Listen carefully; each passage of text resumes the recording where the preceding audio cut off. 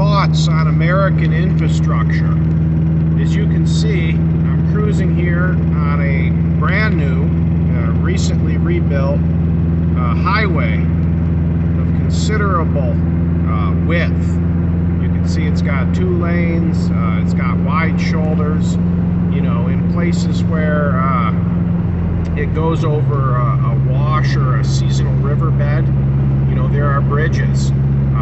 Absolutely so typical in America that we don't even think about this. It's just a road. It's just there. It's just part of our reality. What's fascinating is that this immense expense doesn't really connect any particularly critical points. Obviously, the road is here, and I'm using the road. Other people use the road. You know, to some extent, if you build it, they will come. You know, local people use this road like I am right now to, you know, ride out 50 miles one way to buy some feed. People, you know, use it to go up towards the mountains on vacation. But the point is that it's very, very difficult to imagine that the economic traffic on this road in any way justifies, in a strictly market sense, this massive construction. You know, in a lot of countries on Earth, a road of this size and grade would be a primary connector. I mean, this would be like the road between, oh, I don't know, this would be like the road between major cities.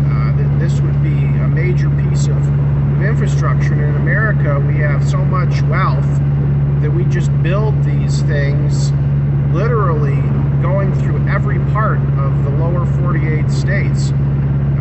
It's just, it doesn't appear to be something where there's any consideration of whether it generates economic activity that justifies the cost. And as you can see, I doubt we'll see another vehicle in this video. That's how lightly used, you know, these highways are.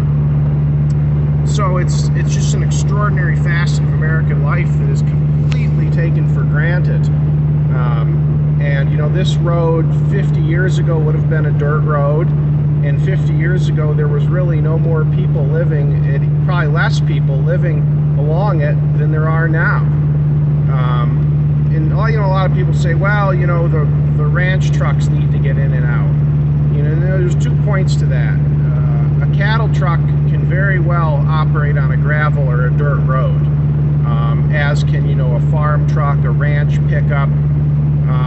And if you were to sort of tax the cost of this road in any direct sense to the ranches and so forth along it, they would be instantaneously bankrupted, and they would have to ask to go back to a 1-lane dirt track. So it really isn't that way. It's just an extraordinary sort of cultural pattern to construct this type of infrastructure. And of course, once it's there, people do take advantage of it. Like my little area where I live, oh, we've got about 600 people, very dispersed up there, up on top of the mesa. And of course, this road renders it much more practical to live a modern lifestyle up there. You know, the propane truck can come up. You can go down to get groceries and supplies, and so on and so forth. So if this road was reduced back to, you know, a 1-lane dirt track where you had to ford the creeks, which frankly would be what it would be in any other country, including, you know, a place like Australia or Europe, this would be a 1-lane track. A lot less people would choose to live, you know, 50 miles from most basic services up at the end of it.